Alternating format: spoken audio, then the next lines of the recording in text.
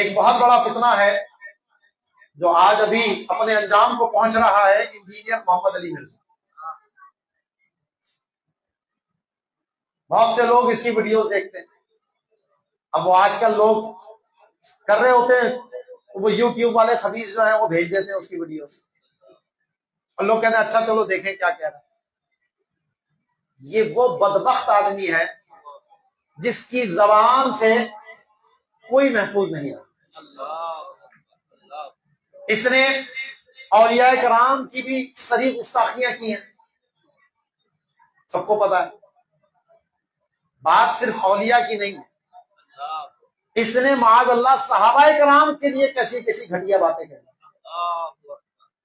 صرف صحابہ کی نہیں، اللہ تبارک و تعالیٰ کے اوپر اس نے کیا کیا بولا۔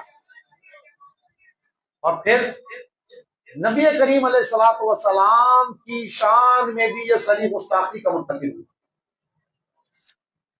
کیونکہ گمراہی جو ہوتی ہے نا، میری بات ہمیشہ یاد رکھیں، یہ بانج نہیں ہوتی، یہ انڈے بچے دیتی۔ جب انسان ایک غلط قدم رکھتا ہے تو آگے بڑھتے بڑھتے وہ انتہا کو پہنچ جاتا ہے، کیونکہ شیطان ہی سارا پیچھے ہوتا ہے نا۔ وہ انسان سے ایک غلط کام کراتا ہے، پھر دوسرا، پھر تیسرا، پھر چوتھا، اور آخر میں جا کر اس کو کہتا ہے اکفر، کفر کر، اور جب وہ کفر کہتا ہے تو کہتا ہے میں تو بری ہوں بھائی تجھ سے۔ یہ شیطان کا حال ہے۔ تو اس بدبخت نے یہ آیت کریمہ جو میں نے ابھی آپ کے سامنے یہ پڑھنے کے بعد کیا کہتا ہے؟ کہتا ہے لو جی اللہ نے احسان کیا ہے، نبی کا کوئی احسان نہیں۔ اب اس سے کوئی پوچھے کہ کہاں لکھا ہوا نبی کا احسان نہیں ہے؟ اس آیت میں کہیں اس بات کا ذکر ہے؟ ارے اللہ کا احسان بے شک ہے، ساری نعمتیں اللہ ہی نے عطا کی ہے، لیکن جو لوگوں کا شکر گزار نہیں وہ اللہ کا بھی شکر گزار۔ من لم یشکر الناس لم یشکر اللہ، تو جس کے ذریعے سے نعمت ملی اس کا بھی احسان ہوتا ہے۔ تو تمہیں یہ ساری نعمتیں کہاں سے ملی؟ یہ قرآن کہاں سے ملا؟ ایمان کہاں سے ملا؟ یہ ساری احکام کہاں سے ملے؟ کیا گھر بیٹھے مل گئے؟ یہ ساری چیزیں ہم تک پہنچانے کے لیے رسول اللہ صلی اللہ تعالی علیہ وسلم نے کتنی محنت کی ہے، کتنی مشقتیں برداشت کی ہیں، کفار نے کتنے ظلم کیے، میرے آقا نے وہ ظلم برداشت کی، کیسے کیسے حربے نہیں اپنائے انہوں نے۔ میرے آقا خود فرماتے ہیں کہ جتنا دین کے معاملے میں مجھے ستایا گیا ہے اتنا کسی نبی کو نہیں ستایا گیا۔ آپ نے طائف میں اپنے بدن پر پتھر بھی کھائے ہیں، احد میں اپنے دندان مبارک بھی شہید کرائے ہیں، کیا کچھ نہیں برداشت کیا اس امت کے لیے۔ اور یہ بدبخت کہتا ہے اللہ کا احسان ہے، حضور کا کوئی احسان نہیں۔ کوئی مومن یہ کہہ سکتا ہے؟ اس کے گستاخی کے لیے یہی بات کافی۔ اور وہابیہ نے تو ڈھکے چھپے لفظوں میں یہ بات کہی تھی۔ تو امام اہل سنت نے ان کو جواب دیا تھا، اس وقت کیا فرمایا تھا؟ اور تم پر میرے آقا کی عنایت نہ سہی، اور تم پر میرے آقا کی عنایت نہ سہی، نجدیوں کلمہ پڑھانے کا بھی احسان گیا،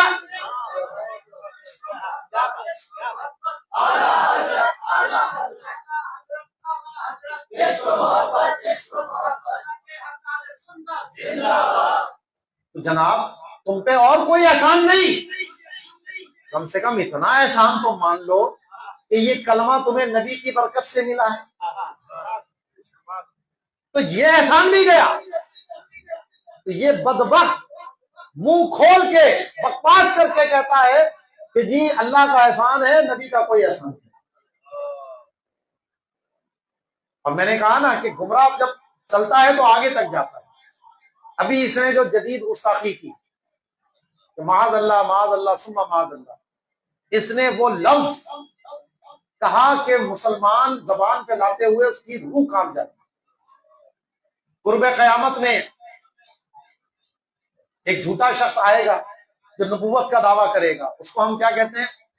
دجال. تو معاذ اللہ اس نے یہ لفظ حضور علیہ الصلوۃ والسلام کے لیے استعمال کیا. اور کیا کہتا ہے؟ کہتا ہے جناب یہ جو کرسچن ہیں یہ معاذ اللہ حضور کو یہ سمجھتے ہیں. اور ایک کلپ میں اس نے واضح کہا کہ یہ کہتے ہیں. اور دیکھو قرآن نے پھر بھی، حالانکہ جو عورت یہ سمجھ رہی ہے، پھر بھی اللہ نے مسلمانوں کو اجازت دی ہے کہ اس سے نکاح کرے. پہلی بات تو اس نے یہ جھوٹ بولا کہ قرآن میں یہ موجود ہے. قرآن میں صرف اتنا ہے کہ جو اہل کتاب کی پاک باز عورتیں ہیں، والمحصنات، جو پاک عورتیں ہیں، بدکاری میں مبتلا نہ ہو، غلط کاری میں نہ پڑی ہوں، جن کے عقیدے ایسے نہ ہوں،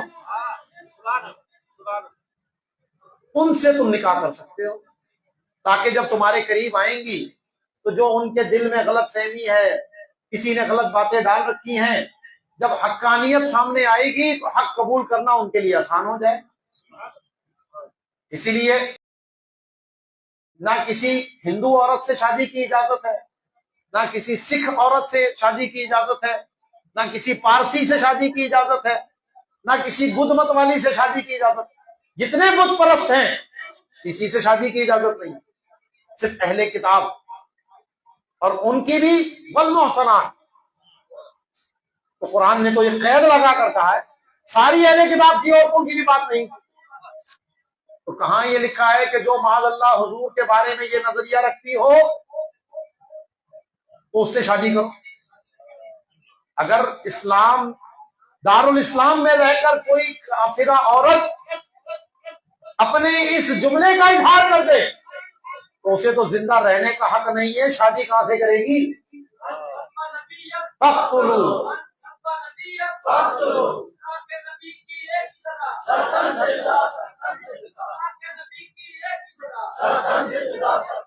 اسلامی حکومت میں رہ کر اگر کوئی توہین رسالت کرے، مسلمان تھا تو مرتد ہو گیا، کافر تھا، ذمہ تھا تو مستحق کے قتل ہو گیا، قاضی اس کو سزا دے گا، اس کو سزا موت دی جائے گی. تو جو زندہ نہیں بچے گا اس سے شادی کا قرآن کہے؟ تو یہ اس نے قرآن کی بھی توہین کی، قرآن میں تحریف کی. ٹھیک ہے، اچھا کیا کہہ رہا ہے وہ جی؟ بتاؤ کیا وہ ہمارے نبی کو مانتے؟ نہیں مانتے نا، وہ تو انکار کرتے نا. تو جو انکار کیا تو یہ ہو گیا نا دجل. کفار مکہ حضور پر ایمان نہیں لاتے تھے، انکار کرتے تھے، لیکن اتنی ہمت تو ان کو بھی نہیں ہوئی. انکار کے باوجود بھی وہ میرے آقا کو صادق اور امین مانتے تھے، صادق بھی مانتے تھے، امین بھی مانتے تھے. تو معاذ اللہ دجال صادق امین کیسے ہو سکتا ہے؟ تو کفر کے باوجود بھی، انکار کے باوجود بھی ان کو بھی ہمت نہیں ہوئی یہ لفظ کہنے. وہ کیا کہتے تھے؟ مجنون ہے، جادو کیا ہوا ہے، معاذ اللہ، اس طرح کی باتیں کرتے تھے وہ. تو اللہ نے قرآن میں ان کا رد فرمایا کہ تمہارے اندر زندگی گزاری انہوں نے، اس قرآن سے پہلے تم نے کبھی ان میں کوئی ایسی چیز دیکھی ہے؟ حضور نے اپنی زندگی پیش کی کہ تم میں ایک عرصے رہا ہوں، میری ہر چیز تمہارے سامنے ہے، تو پھر تمہیں کون سی چیز ہے جو ایمان لانی شروع کی؟ تو اس بدبخت نے وہ جملہ کہا کہ جی کرسچن یہ کہتے ہیں یا سمجھتے ہیں. تو جناب یہ توہین رسالت ہے کھلی کھلی، اور جو اس کے خلاف فتویٰ دیا گیا وہ 100% درست ہے.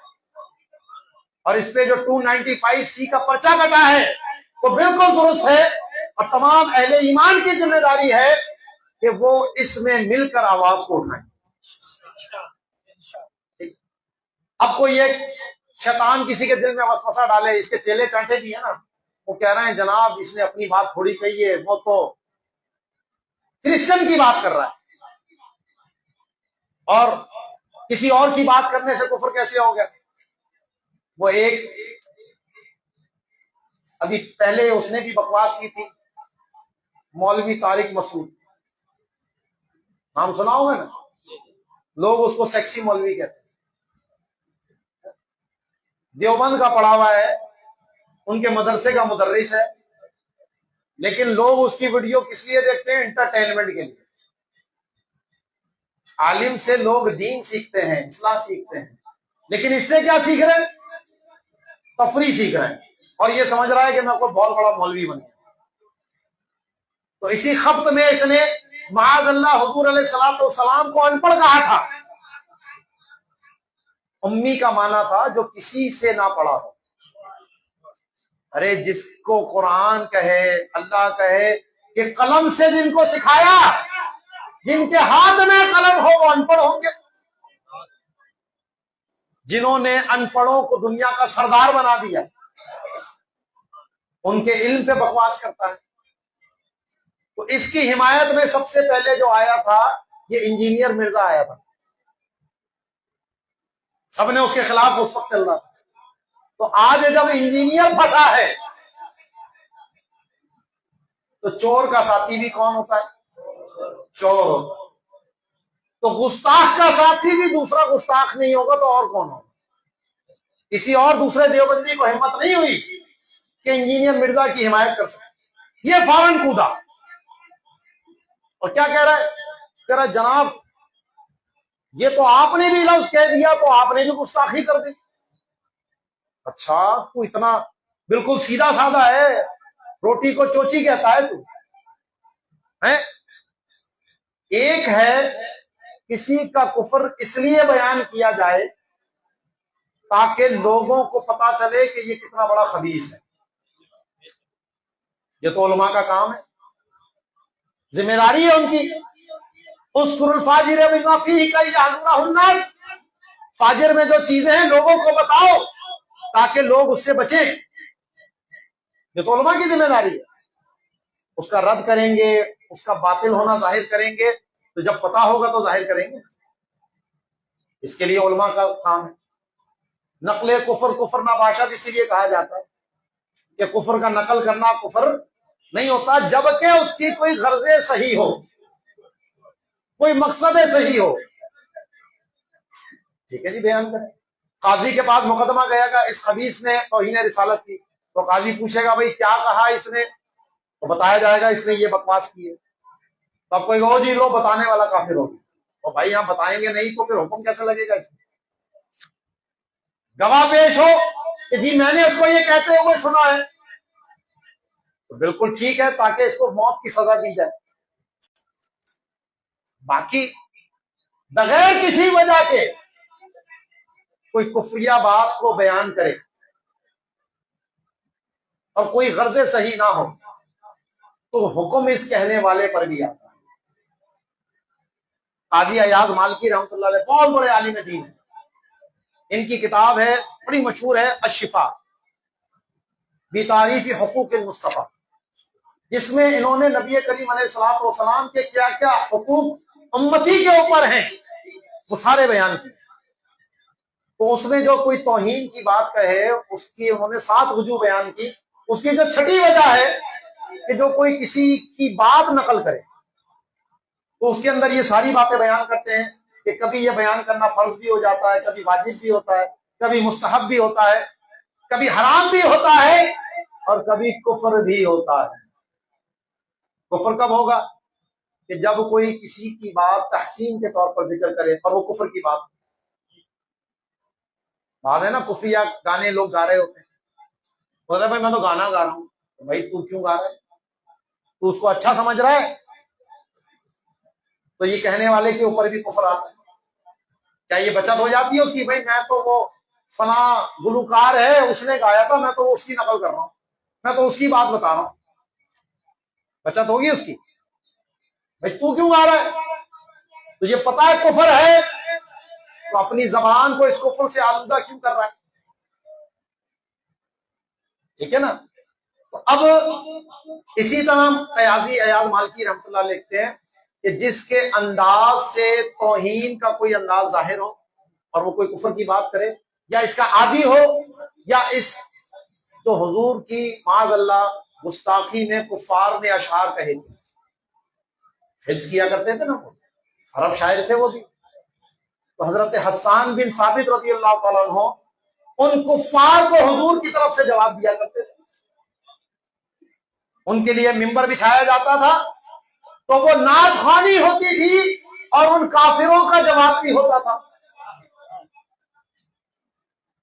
انہوں نے لکھا کہ اگر کوئی اس طرح کے یہ کفریہ شعر یاد کرے اور اس کا کوئی مصرع بھی پڑھے تو اس کا حکم بھی وہی ہے جو توہین رسالت کرنے والے کا ہوتا ہے۔ اب یہاں پر جو اس نے یہ بات کہی تو یہ ان کافروں کا رد کرنے کے لیے تو نہیں کہی کہ وہ ان کرسچن کے کفریات گنوا رہا ہو، بھائی کرسچن کافر ہیں کیونکہ یہ بھی کہتے ہیں، یہ بھی کہتے ہیں، یہ بھی کہتے ہیں، اور دیکھو ہمارے نبی کی بھی گستاخی کرتے ہیں اس لیے یہ کافر مردود ہیں، تو یہ تو نہیں کر رہا تھا۔ خود اپنے بیان میں کہہ رہا ہے کہ میں تو کرسچن کی فیور کر رہا تھا۔ کیا کر رہا تھا؟ فیور، ان کی مدد کر رہا تھا، کیا کہہ کر کہ بھائی دیکھو تم بھلے توہین رسالت کرو لیکن دیکھو ہمارا قرآن تو تم سے شادی کی اجازت دے رہا ہے۔ اس کا بین السطور کیا نکلے گا؟ یعنی معاذ اللہ عظمت مصطفیٰ کوئی ایسی چیز نہیں ہے، توہین رسالت کو اتنا بڑا جرم نہیں ہے کہ جناب تم کرتے رہو کوئی بات نہیں، دیکھو تمہاری عورتوں سے تو قرآن اجازت دے رہا ہے۔ یہی مطلب نکلتا ہے اور کیا نکلتا ہے؟ تو یہ تو ان کافروں کی حمایت کر رہا تھا، تو ذرا بتاؤ یہاں پر یہ لفظ ذکر کرنے کی کیا ضرورت تھی؟ اچھا چل اگر تجھے ان کی یہی بتانا تھا نا تو یہ بھی کہہ سکتا تھا بھائی یہ کرسچن حضور علیہ السلام کی نبوت کا انکار کرتے ہیں، ہمارے نبی کی نبوت کو تسلیم نہیں کرتے، اس کے باوجود قرآن نے ان کی عورتوں سے نکاح کی اجازت دی، اس میں کوئی گستاخی کسی کو سمجھ نہیں آتی۔ تو بعض اوقات لفظ کا چناؤ توہین کرا دیتا ہے۔ آپ کے والد ہیں، آپ انہیں کیسے پکارتے ہیں؟ ابا جان، ابو، بابا، محبت کا اظہار، عظمت کا اظہار۔ اب اگر کوئی کھڑا ہو کر کہے او میری ماں کے قسم،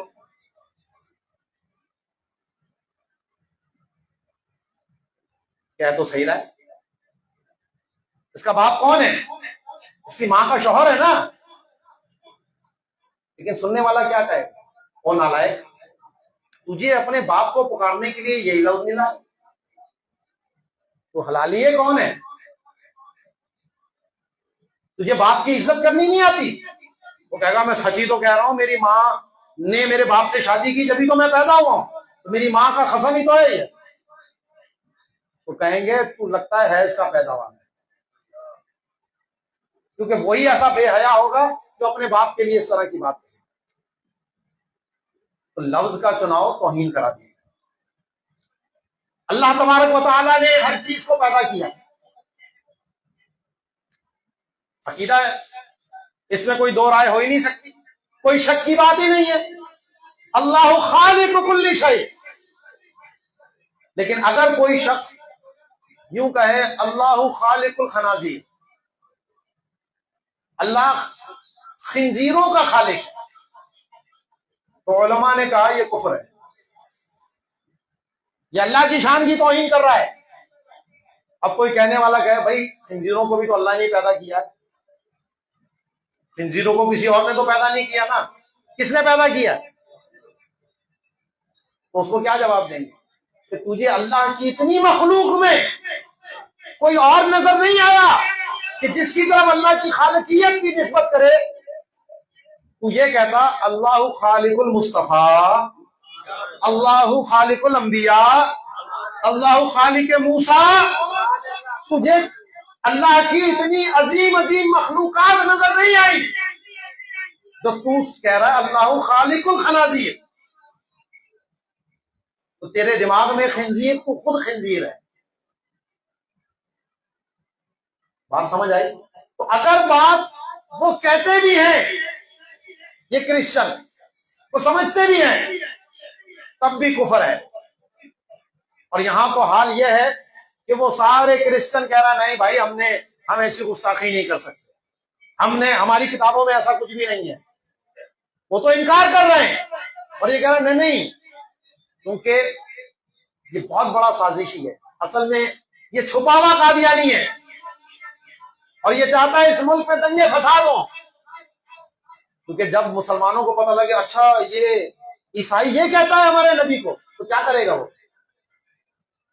پیار محبت سے چومے گا اس کو، یا سامنے کوئی عیسائی آئے گا تو لڑائی جھگڑے ہوں گے، قتل و غارت گری ہوگی. اور یہ جو باہر ان کے لبرل بیٹھے ہوئے ہیں پھر کہیں گے لو جی دیکھو پاکستان میں اقلیتیں محفوظ نہیں ہیں، یہ دیکھو جی پاکستان میں تو سارے جنگلی جانور گھوم رہے ہیں، جو بس کوئی نظر آیا اس کو مارنے پہ تل جاتے ہیں. تو یہ اس کی سازش تھی کہ مسلمانوں میں اور عیسائیوں میں جھگڑے ہوں، یہاں قتل و غارت گری ہو. تو کرنا تو یہ چاہتا تھا لیکن خود پھنس گیا. اور اس کے خلاف جو یہ 295C کا مقدمہ ہے یہ بالکل درست ہے. یہ تو صرف ایک ہے، نہ جانے اس پر کتنے مقدمے لگیں گے. یہ تو ابھی تک اسٹیبلشمنٹ کا چہیتا بنا تھا، جو اس کو چھوٹ ملی ہوئی تھی اتنی کہ کبھی داتا صاحب پہ بھونک رہا ہے، کبھی غوث اعظم پہ بھونک رہا ہے. یہ بابے شے کوئی نہیں ہے. اور تیری چاچی گئی، اب تو بتا اب کون گئی؟ تو مرتد ہو گیا، تو کافر ہو گیا، نبی کی توہین کر کے تو دائرہ اسلام سے خارج ہو گیا. اور اب جو توہین رسالت کی سزا ہے، اس حکومت کی یہ ذمہ داری ہے کہ اس کو یہ سزا دی جائے. آپ سب مطالبہ کرتے ہیں اس بات کا؟ تو ہماری یہ ذمہ داری ہے کہ جہاں پر بھی علماء اہل سنت اس کا رد کریں تو ان ویڈیوز کو پھیلائیں، اس کو لائک کریں، اس پہ کمنٹس کریں. کیونکہ جب تک گورنمنٹ پر یہ دباؤ نہیں آئے گا تو وہ کہیں گے ارے یہ تو بس مقدمہ ہو گیا. بس جس طرح آسیہ ملعونہ کو خاموشی سے کھسکایا تھا باہر، تو یہ فتنہ باہر نہیں جانا چاہیے. کیونکہ یہ باہر جائے گا تو اور اہل ایمان پر بھونکے گا، یہ اور صحابہ پہ بھونکے گا. اس لیے اس کو یہ موقع ہرگز نہیں ملنا چاہیے. یہ ہماری طرف سے اہل سنت کی طرف سے دباؤ آئے گا تو انشاءاللہ یہ اپنے انجام تک ضرور رسول کی ایک سزا، رسول کی ایک سزا، رسول کی ایک سزا. ہم اہل سنت ہیں، ہم قانون کو ہاتھ میں نہیں لیتے. ہم نے قانونی طریقہ اختیار کیا ہے. اس کے خلاف FIR کٹی ہے، اس کو گرفتار کیا گیا ہے، اس کی ویڈیوز موجود ہیں، سب کے سامنے ہیں. وہ جرم چھپا ہوا نہیں ہے، کھلا جرم ہے. وہ اس کے خلاف کھلا مقدمہ چلایا جائے اور اس کو اس کے انجام تک پہنچایا جائے. یہ ہم سب کی آواز ہے، ہر مومن کی آواز ہے. اور یہ دیکھیں اللہ نے یہ اہل سنت کو ہی شرف دیا ہے کہ جب بھی ناموس رسالت پہ حملہ ہوا، جب بھی عظمت مصطفیٰ کو کسی نے پامال کرنے کی کوشش کی تو الحمدللہ اہل سنت ہی میدان عمل میں سامنے آئے.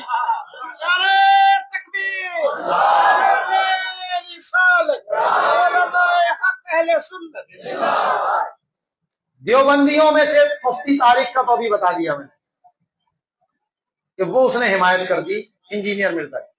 ابھی بھی باقی سارے خاموش بیٹھے ہیں. او بھائی نبی کا کلمہ تم نے نہیں پڑھا؟ دعوے تو تم ختم نبوت کی بڑی بڑی اتھارٹیاں بنائی ہوئی ہیں، تنظیمیں بنائی ہیں، دنیا بھر سے چندے لیتے ہو. تو چندہ لے کر دھندا کرتے ہو، جب میدان میں نکلنے کی بات آتی ہے تو پتلی گلی سے نکلتے ہو.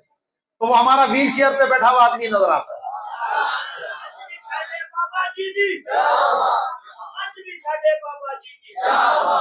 تو اہل سنت ہی کو اللہ نے یہ شرط دیا ہے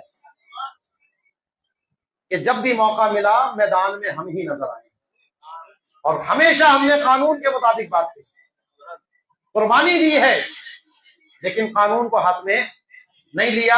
تو اسی لیے ہم گورنمنٹ کو کہتے ہیں کہ ہمارے صبر کا امتحان نہ لو۔